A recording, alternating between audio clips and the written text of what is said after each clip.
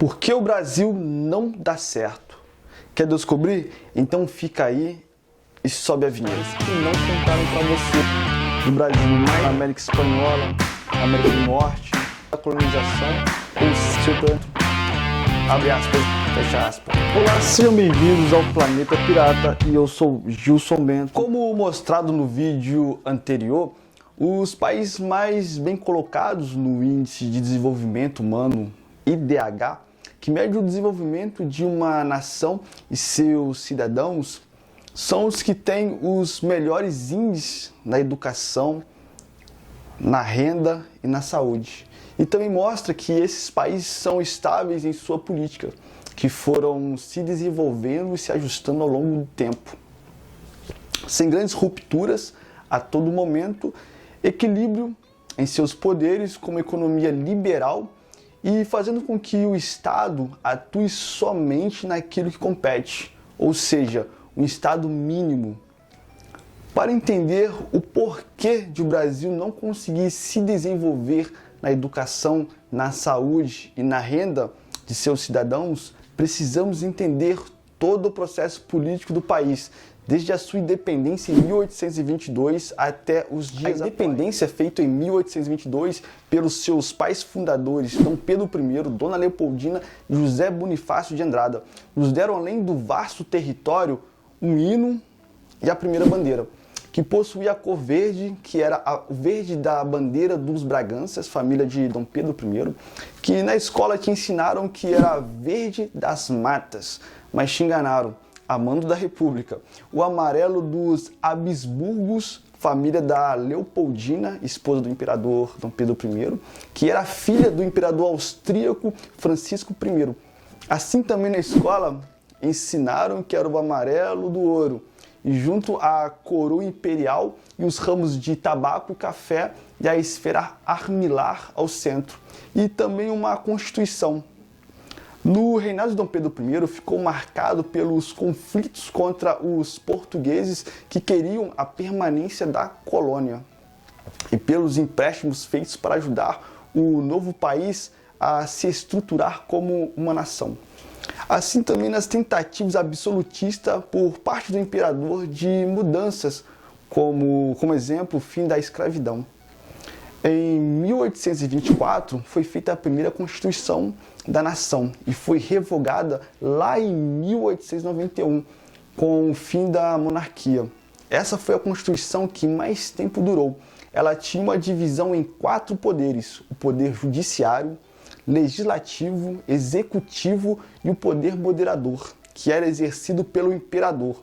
Ou seja, o Brasil se constituía em uma monarquia constitucional parlamentarista. Isso foi até 1889, com o golpe da República, com o exílio da família imperial. Observação: sem apoio popular. Nota que o poder de chefe de Estado era exercido pelo imperador Dom Pedro I e o chefe de governo era feito pelo primeiro-ministro, no caso José Bonifácio. Nesse período, o Império do Brasil possui uma economia baseada no agronegócio e na exploração de matéria-prima. A moeda era o real, conhecida também como réis. Na inflação de 1822 a 1889, o IPC não passava de 1%, tendo uma população de 4 a 8 milhões de habitantes, sendo cercada de 1/3 dela de escravos. O Brasil já contava com o Banco do Brasil, herdado dos portugueses, e o Império logo criou o Banco de Fomento, conhecido até hoje como Caixa Econômica, e mais alguns bancos regionais. No reinado de Dom Pedro II, ficou marcado pelo crescimento do país na educação, com a criação de escolas e de universidades, fortalecimento da marinha e na tecnologia, como o cabo de comunicação transatlântico que ligava a cidade do Rio de Janeiro a Lisboa, em Portugal. Na América, somente os Estados Unidos e o Brasil possuíam. Outro fator importante foi na liberdade religiosa e no fim da escravidão. Importante destacar que no período imperial tivemos apenas uma Constituição, uma moeda, 2 imperadores, o que alternava eram os primeiros ministros e seus partidos.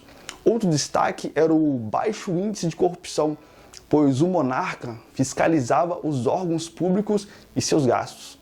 Importante lembrar que em 1847 começou a eleição para a escolha dos parlamentares e do primeiro-ministro. Assim, o imperador exercia o poder moderador, podendo destituir o parlamento em caso de corrupção, e aconselhava o primeiro-ministro, fiscalizava as ações dos políticos, como já mencionado. Inclusive, Rui Barbosa disse que no Império o parlamento era uma escola de estadistas. Na República, o Congresso virou uma praça de negócios. O herdeiro do trono, por lei, tinha uma cadeira no Senado para acompanhar o parlamento, aprender sobre política. Então, a primeira senadora mulher do Brasil foi a princesa Isabel. Em 1889, com o golpe da República, começamos com a chamada República da Espada, que foi até 1894, governado por dois militares, Marechal Deodoro da Fonseca e Floriano Peixoto, com uma nova Constituição feita em 1891. Marcou a mudança da forma de governo monarquia para a forma de governo república e o sistema de governo para presidencialismo, unificando o chefe de governo e o chefe de Estado em uma única pessoa, no caso da figura do presidente. Separou o Estado e a Igreja, fortaleceu o sufrágio universal do voto, mas com algumas ressalvas, proibidos aos menores de 21 anos, as mulheres, mendigos, analfabetos e soldados rasos. A República da Espada foi marcada pelo autoritarismo, chegando até mesmo a fechar o Congresso, e na crise econômica, que ficou conhecida como encilhamento, no qual o ministro da Fazenda, Rui Barbosa, imprimiu moedas a fim de ampliar o crédito, mas encareceu o custo de vida e aumentou a inflação. O problema econômico acabou se estendendo para outros governos.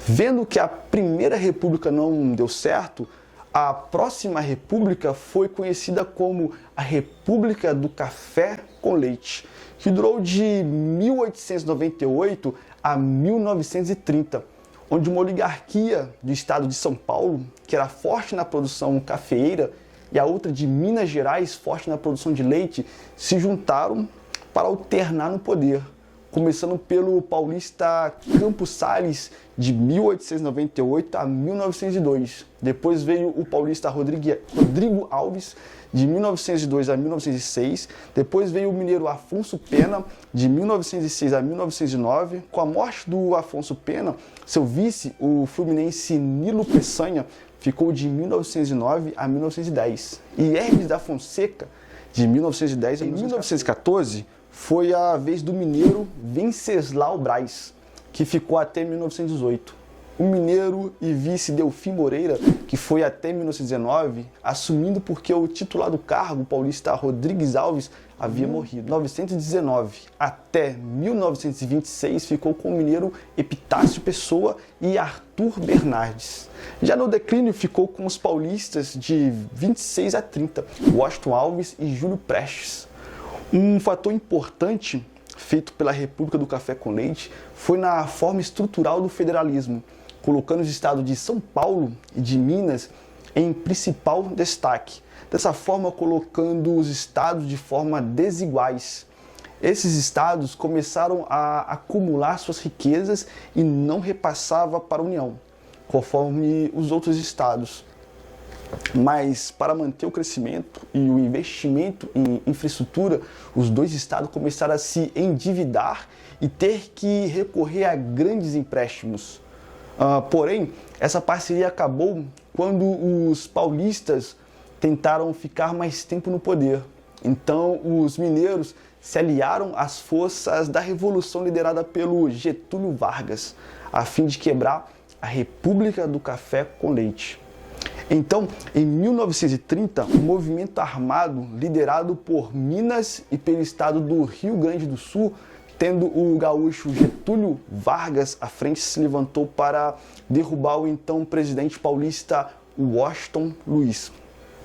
Com o descontentamento da política econômica e com a quebra da Bolsa de Nova York em 1929, fator esse que contribuiu com a piora de nossa economia. Então, em 1930, o paulista Júlio Prestes foi eleito à presidência, mas não foi empossado devido ao golpe.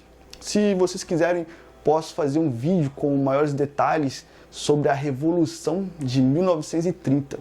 Mas para agora precisamos só entender o movimento político que levou Getúlio Vargas ao poder. E em 1930, mais uma nova república surge, conhecida no primeiro momento como Governo Provisório, que durou de 1930 a 1934, com Vargas no poder. Nesse período tivemos o fechamento do Congresso, a abolição da Constituição de 1891 e em 1934 o nascimento de uma nova Constituição Federal. A Constituição de 1934 trouxe as garantias trabalhistas, implementação do voto feminino e do voto secreto, incentivou a defesa dos recursos naturais do país. Em 1937, o Estado Novo, implantado pelo Getúlio Vargas, cancelou as eleições que iriam ocorrer no ano e estabeleceu oficialmente, naquele momento, a ditadura da Era Vargas. Nesse período tivemos perseguições políticas, práticas de torturas, criação da DIP, Departamento de Imprensa e Propaganda, e a consolidação das leis trabalhistas, a famosa CLT. Também tivemos a criação da empresa mineradora Vale do Rio Doce, da Companhia Siderúrgica Nacional e da Hidrelétrica de São Francisco. Fechando esse período, em 1945, com a participação do Brasil na Segunda Guerra Mundial e no golpe de Estado que tirou Vargas do poder depois de 15 anos de ditadura.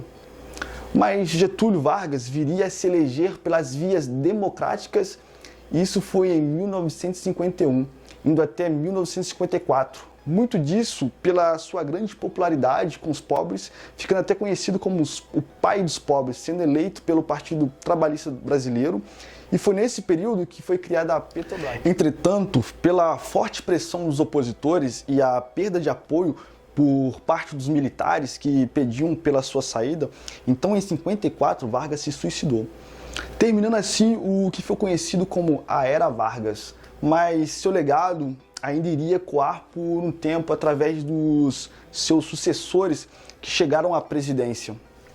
No período de 54 a 1964, podemos destacar o governo de Juscelino Kubitschek, que mudou a capital do Brasil, do Rio de Janeiro, para Brasília, e que ajudou a aumentar a dívida externa. E em 61, com a chegada de Jânio Quadros ao poder, com a promessa de acabar com a corrupção, que nesse período já era algo normal nas repúblicas instaladas no Brasil. Mas com um governo fraco, não durou 6 meses, entre tomada de decisões desastrosas, como na desvalorização da moeda nacional em relação ao dólar, em 100%, acarretou num aumento dos preços e uma inflação desenfreada. Com a renúncia de Jânio Quadros, seu vice era João Goulart, mas a ala militar não aceitava Goulart como presidente, pois ele flertava com o comunismo chinês e russo, já que naquele período estava em plena Guerra Fria. Então resolveram fazer uma espécie de parlamentarismo.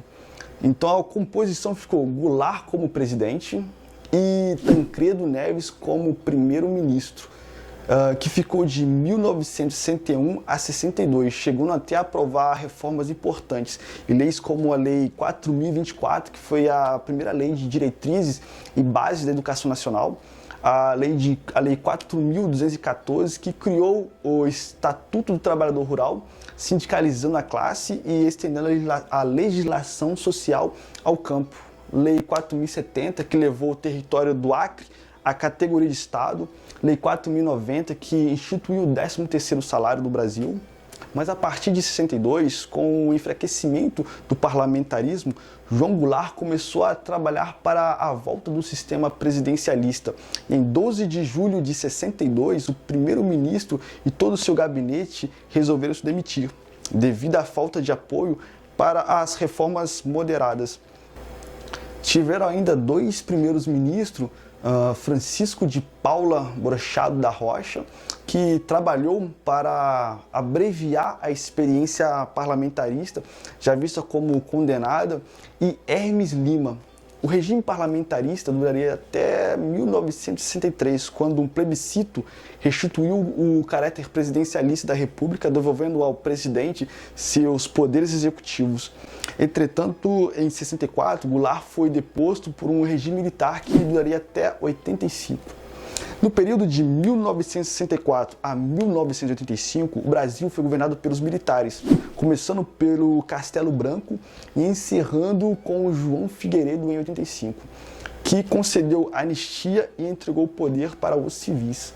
No período conhecido como ditadura militar ou regime militar, ficou marcado pelo fechamento do Congresso, prisões de pessoas ligadas a grupos armados que foram treinados em Cuba e financiados pelos russos, já que naquele momento a KGB, Agência de Inteligência Russa, operava em solo brasileiro.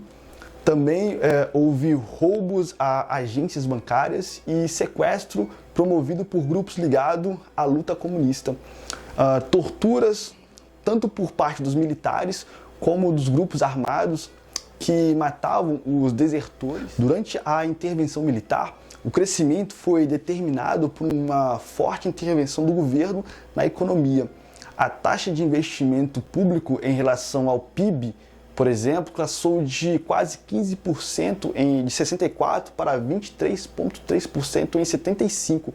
Além disso, foram criadas 274 estatais nesse período, criando assim uma base econômica fortemente centralizada nas mãos do Estado. Por isso que é errado classificar o regime militar como sendo um regime de direita, já que o Estado criava e controlava as empresas. Ou seja, houve uma centralização na economia, enquanto a direita usa os princípios de Adam Smith em uma descentralização econômica, com o Estado mínimo. O resultado foi um aumento considerado na dívida externa brasileira. As cifras saíram de 3 bi em 64 para 102 bilhões de dólares em 1984, cerca de 50% do PIB na época. Isso significa que no período a dívida externa cresceu 9 vezes mais do que a própria economia brasileira, indicando um crescimento artificial e não sustentável. Em 1985, com a entrega do poder aos civis, a primeira eleição foi indireta, ou seja, o Congresso brasileiro escolheu Tancredo Neves para presidente, mas doente, morreu antes da posse e seu vice, José Sarney, assumiu o poder e com ele veio o aumento e o descontrole. O primeiro presidente elegido pelo povo foi o Fernando Collor de Mello, de 1990 a 92, mas teve seu governo envolvido por esquemas de corrupção e tendo que renunciar em 92 para seu vice Itamar Franco, que foi até 1995. Seu governo foi marcado pela troca da moeda, lançando o Plano Real, que foi uma forma de conter a inflação. De 95 a 2003 tivemos Fernando Henrique Cardoso e Lula de 2003 a 2011. Um governo que ficou marcado por corrupção, como o mensalão, a compra de votos dos parlamentares e os grandes desvios que fizeram junto a grandes empreiteiras. Sua sucessora Dilma Rousseff foi de 2011 a 2016, quando sofreu o impeachment, e seu vice Michel Temer completou o resto do seu governo. Dentro de todo esse contexto, podemos destacar que tivemos 7 constituições. A primeira Constituição de 1824, Brasil Império, que mais tempo vigorou. A segunda em 1891, né, a República da Espada. A terceira de 1934, Segunda República. A quarta Constituição de 1937, Estado Novo. A quinta Constituição de 1946. A sexta Constituição de 1967, no regime militar. E a sétima Constituição de 1988, a Constituição Cidadã.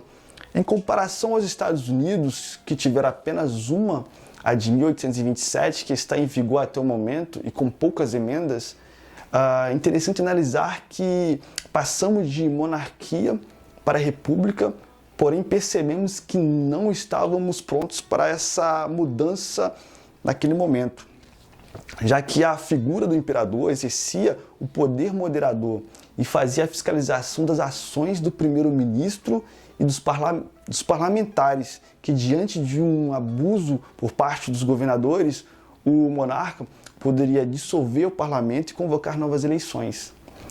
Isso protegia o interesse da população, tendo em vista que apenas uma pequena parcela da população tinha o direito ao voto. Após o golpe de 1889, foram várias as tentativas de implementar a república, mas até o momento não vem dando certo. Vimos que ela nasceu de forma errada, sem a participação popular. Dentro da república tivemos golpes, ditaduras, fechamento do Congresso, inúmeros casos de corrupção.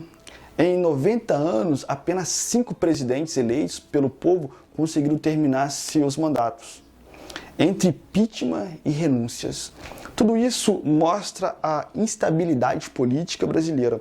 A Constituição Federal de 88 acaba colaborando com isso, onde temos um Supremo Tribunal Federal que faz parte do terceiro poder, sendo escolhido pelo Poder Executivo e sabatinado pelo Poder Legislativo, representando, no caso, pelo Senado, ou seja, o STF, que acaba sendo escolhido de forma partidária.